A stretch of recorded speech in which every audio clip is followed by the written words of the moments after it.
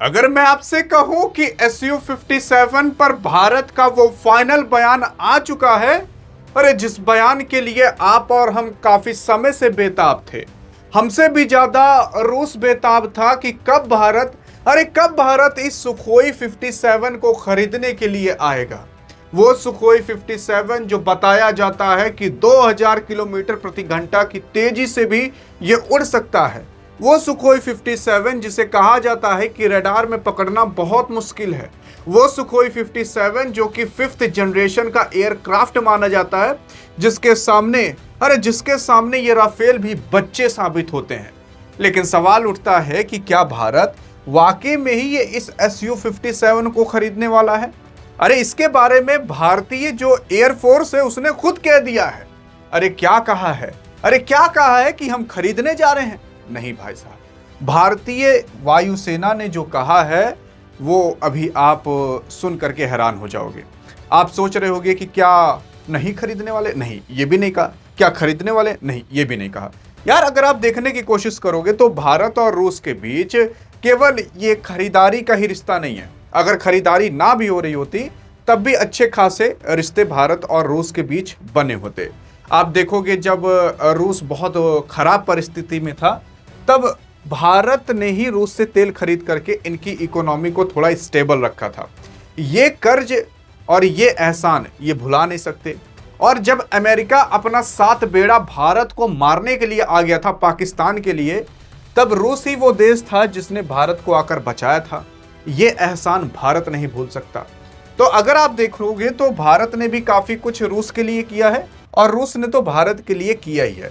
आए दिन रूस सोच रहा था कि हम भारत को कुछ मिसाइल्स बेच दें, और भारत को आपके रूस ने बेचा भी है यार, क्या नहीं बेचा है। S-400 दिया। S-400 आपको पता होगा कि कितना कारगर साबित हुआ था जब अभी यही OP हुआ था, ऑपरेशन सिंदूर। और उसी के ही साथ साथ अगर आप देखने की कोशिश करोगे तो हाल फिलहाल अभी रूस भारत को ये सुखोई 57 देने की बात कर रहा था, लेकिन जो इंडियन एयरफोर्स है उसने कह दिया है कि हम सुखोई 57E को भी लेने के लिए तैयार हैं, लेकिन हमारी कुछ शर्त है। जी हाँ, वो क्या शर्त है वो जानने से पहले मैं आपको एक बात बताना चाहता हूं इस व्हाट्सएप चैनल के बारे में।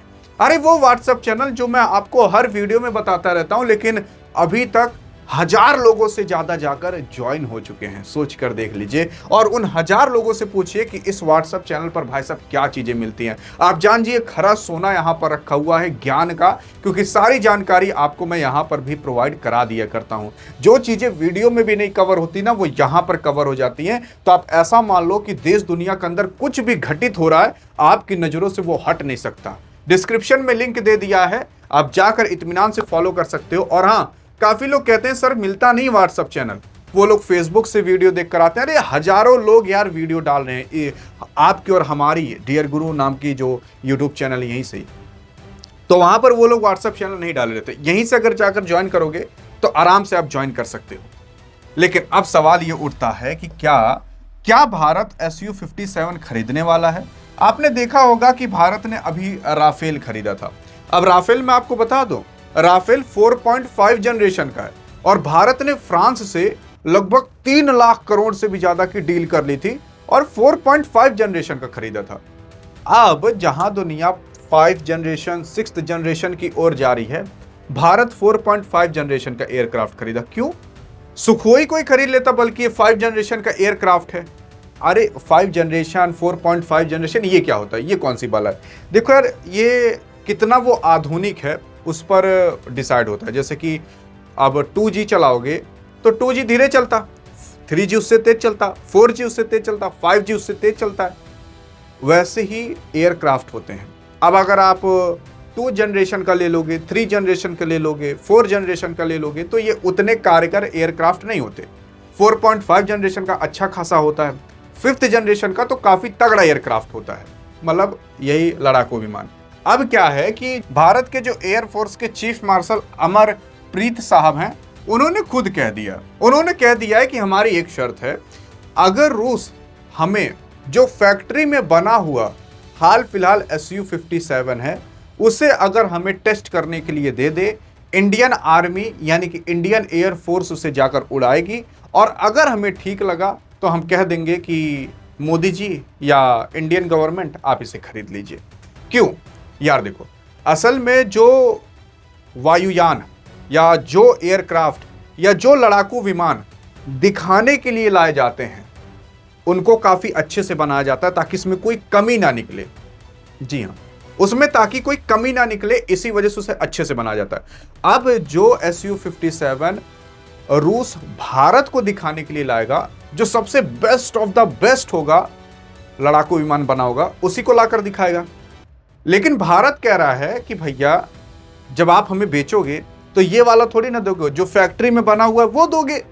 इसी वजह से हमें जो फैक्ट्री में बना हुआ फाइटर जेट है ना, वो चेक करने दो, वो Su-57 चेक करने दो, क्योंकि दिखा रहे हो आप तो बेस्ट ऑफ द बेस्ट लाए होगे हमें दिखाने के लिए।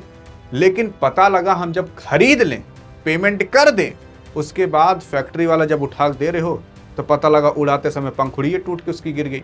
ऐसा होता नहीं है। वैसे खास तौर पर रूस के जो हथियार होते हैं वो काफ़ी अच्छे खासे आधुनिक होते हैं, लेकिन हाल फिलहाल अगर आप देखोगे तो दुनिया का कोई भी आप ले लो, सब में कोई ना कोई कमी निकल रही है। यहाँ तक कि अमेरिका के जितने भी बनाए हुए एरोप्लेन थे, जैसे तबाह होते, क्रैश होते हुए दिखाई दे रहे हैं, वैसे ही रूस के भी कुछ अभी हथियार जो बने हैं हाल फिलहाल, उसमें कुछ ना कुछ कमी निकलते हुए दिखाई दी है। इसी वजह से इंडियन एयरफोर्स ने कह दिया है कि जो फैक्ट्री जो बन रहे हैं वो हमें टेस्ट करने दीजिए, क्योंकि जो दिखाया जाता है वो बेस्ट ऑफ द बेस्ट दिखाया जाता है।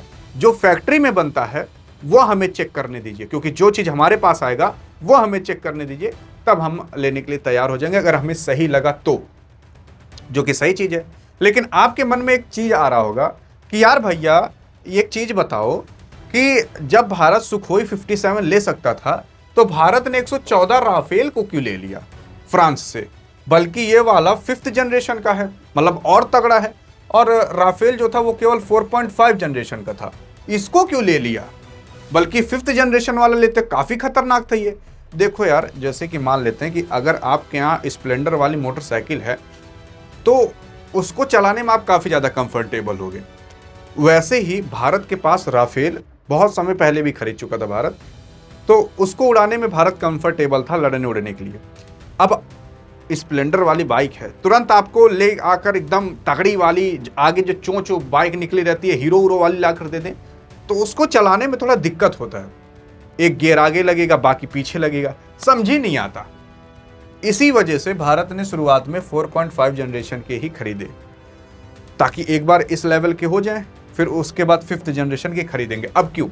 देखो यार, मेन चीज ये होता है ना, 1 घंटे का अगर आप उड़ा दो इसे Su-57 का, जानते हो कितना खर्च आता है? कम से कम 25 से 30 लाख। मतलब 1 घंटा Su-57 उड़ा दोगे तो एक फॉर्च्यूनर लाकर खरीद कर सकते हो। इतना खर्च आता है एक फाइटर जेट को उड़ाने के लिए। अब आप खुद सोच कर देखिए, फाइटर जेट को खरीदने में जितना खर्चा लगता है ना, उतना ही खर्चा इनको रखने में, उतना ही खर्चा इनसे प्रैक्टिस करने में।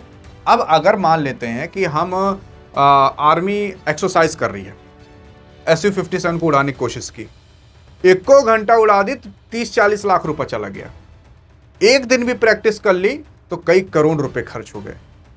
तो अब इनको लाया जाता, फिर इनसे सीखा जाता, इसको कैसे उड़ाया जाता है, इसमें कुछ अलग तकनीक होती, उसमें कुछ अलग तकनीक होती, तो इसमें ज़्यादा टाइम इन्वेस्ट हो जाता सीखने में, और पैसे बहुत ज़्यादा खर्च हो जाते।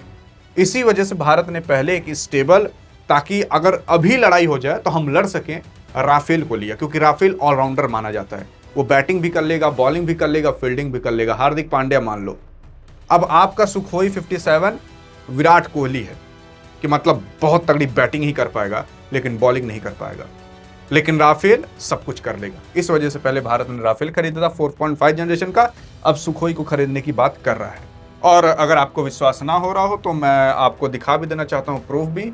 ये देख सकते हो, कई सारी वेबसाइट हैं जहाँ पर आपको ये चीज़ें आते हुए दिखाई दे रही हैं, जहाँ पर भारत, ये यहाँ पर है, भारत जो है रशियन Su-57 स्टील्थ फाइटर को खरीदने के लिए तैयार है। लेकिन हाँ, पहले जो मैंने बताया कि उसे जो है इंडियन पायलट वो टेस्ट करेंगे, उसके बाद क्लियर डील होगी, फिर वही बाकी तमाम चीज़ें लिखी हैं जो मैंने आपको हिंदी में बता दी।